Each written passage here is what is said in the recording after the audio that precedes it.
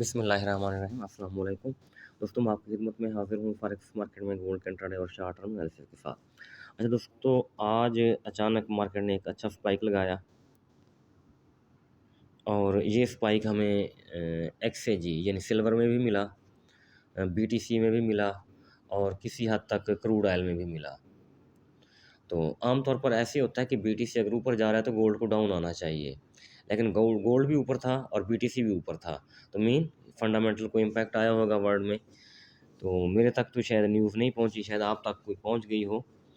तो ये कोई ऐसा इम्पैक्ट आया था जिसकी वजह से मार्केट अचानक ही ऊपर गई। तो अब H4 का टाइम फ्रेम है, पहले हम छोटे टाइम फ्रेम में आते हैं, पीछे M15 में आ जाते हैं। तो अच्छा M15 में प्लीज़ चेक कीजिएगा आप। मैंने ये चीज़ पहले बताई थी, ये देखिए 9 का मूविंग एवरेज और RSI क्रॉस ओवर हो रहा है, टॉप के ऊपर डाउन होना चाहिए। M30 में क्रॉस ओवर हो रहा है, डाउन होना चाहिए, आपको नज़र आ रहा होगा। मूविंग एवरेज देखते जाइए, क्रॉस ओवर हो गया दोनों का। H1 में आ जाते हैं, तो H1 में भी इसका क्रॉस ओवर है, तो इसको डाउन आना चाहिए, मतलब तमाम छोटे टाइम फ्रेम के हवाले से एज इट इज़ इसी जगह से। तो अब H4 में जाके देखते हैं। अच्छा H4 में थोड़ा थोड़ा गौर से देखिएगा प्लीज़, इस पोजीशन में आइएगा। तो देखें ये वाली जो एरिया है, ये वाला एरिया, ये तकरीबन 88 बन रहा है।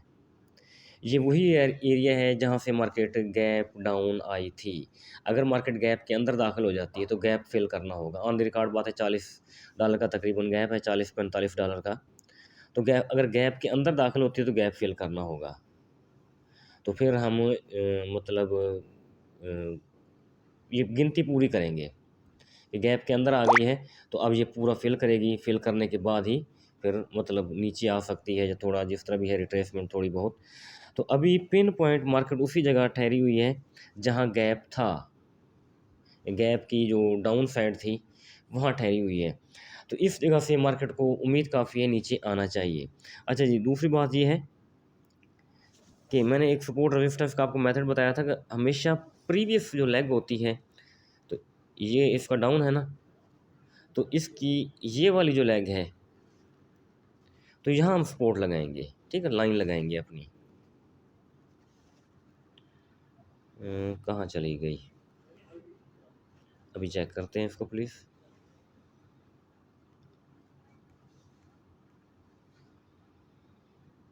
यही एरिया बनता है तकरीबन 88। अच्छा, आप देख रहे होंगे कि मैंने इसी जगह 0.01 की एक एंट्री भी डाली हुई है। देखते हैं क्या होता है। आया ये एक एक किस्म की ऊपर है ना, तो रेजिस्टेंस भी है, तो साथ ही साथ ये अपना गैप का निचला हिस्सा भी है। तो यहाँ से टेक्निकली मार्केट को बाहर कीमत डाउन आना चाहिए। तो अब देखते हैं ये कितना डाउन आ सकती है। हाँ, अलबत्ता ये क्वेश्चन आपका वैलिड है कि कितना डाउन आ सकती है। चलो वो उधर जाके हम देखते हैं। देखिए अभी डॉजी कैंडल एक बार तो नीचे आई थी, फिर ऊपर जा रही है। तो अगर 88 के ऊपर चली गई तो साफ ज़ाहिर है फिर मुश्किल हो जाएगा, फिर मज़ीद ऊपर मार्केट जाएगी। अच्छा जी, फैबो लगाई हुई है, ये मतलब टॉप से लेके बॉटम तक, तो 38% ऑफ फैबो 3265 इसको ब्रेक कर गई है।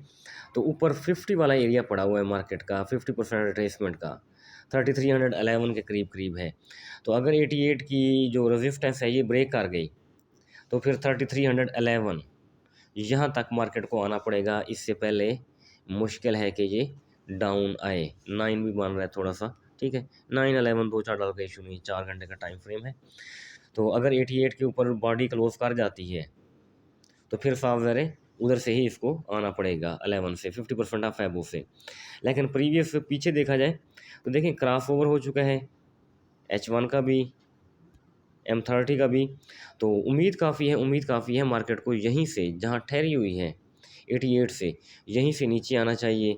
तो अगला क्वेश्चन आपका ये होगा कि नीचे कहाँ तक आना चाहिए, हम वो चेक करते हैं।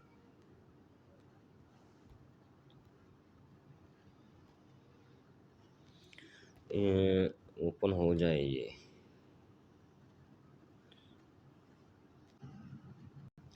जी ये हमारे पास ओपन हो चुका है। तो ये एक पुल बैक बनाया था, ये वाला सुबह यहीं से हमने बाय की थी,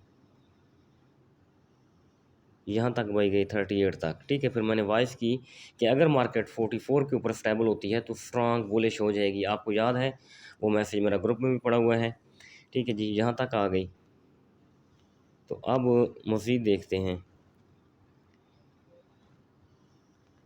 यहाँ तक आई थी, यहाँ से फिर मार्केट डाउन यहाँ तक आई, तो ये वाला जो हमारा जोन है 74 वाला, ये मार्केट ब्रेक करके ऊपर बैठी हुई है, ठीक है। बल्कि अब इस जोन को उसने सपोर्ट बना लिया हुआ है।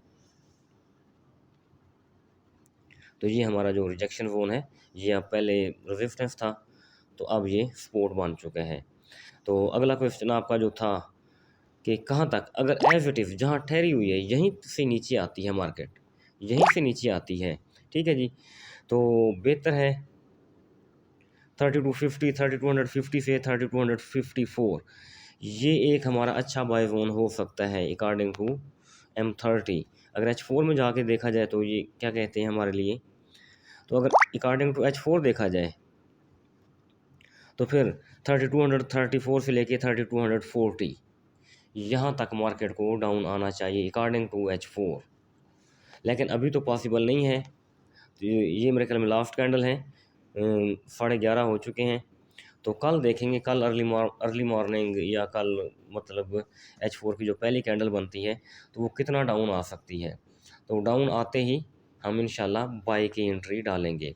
तो अब दूसरी बात ये है कि एवरी डिप बाय किया जाए वो ज़्यादा बेस्ट है, सेलिंग ना की जाए, क्योंकि मार्केट एक जो उसने एक बनाया हुआ था साइड वे सेटअप बनाया हुआ था, उसको उसका ब्रेकआउट उसने अपवर्ड दिया है, तो और वो जो लेवल था वो भी ब्रेक कर दिए हैं इसने, मूविंग एवरेज की भी ऊपर आ चुकी है। तो अब एवरी डिप बाय किया जाए, जो भी डिप मिलेगा वहीं से बाय किया जाए, तो ये ज़्यादा बेस्ट रहेगा हमारे लिए। तो दोस्तों ये हमारे जोन हैं, तो इनमें से कोई भी जोन प्ले हुआ तो इंशाल्लाह हम इसको ज़रूर प्ले करने की कोशिश करेंगे। तो दूसरी चीज़ एक और बता दूं, जो ब्लू लाइनें होती हैं, रेड लाइनें होती हैं, मार्केट कहाँ से उठी है, ब्लू लाइन से उठी है 3137, ठीक है जी। कंप्लीट यहाँ की सपोर्ट लेके ऊपर गई है, टेस्ट करने नीचे आई फिर ऊपर गई है, तो ऊपर ब्लू लाइन हमारी 95 के ऊपर पड़ी हुई है। तो अगर ऊपर जाती है, अच्छा जी 95 के ऊपर पड़ी हुई है, तो H4 का एक बड़ा जोन मेरे पास पड़ा हुआ है, कल की वीडियो में हमने डिस्कस किया था, वो 91 से लेके 3316 तक पड़ा हुआ है। पीछे हमने MT4 में क्या देखा था कि 11 तक मार्केट ऊपर जा सकती है, ये जोन है 16 तक का। तो इस जोन में दोनों ही चीज़ें हैं कि ब्लू लाइन भी है और 50% ऑफ फैबो भी है, जो हमने पीछे उधर निकाला था, क्या नाम है, MT4 में।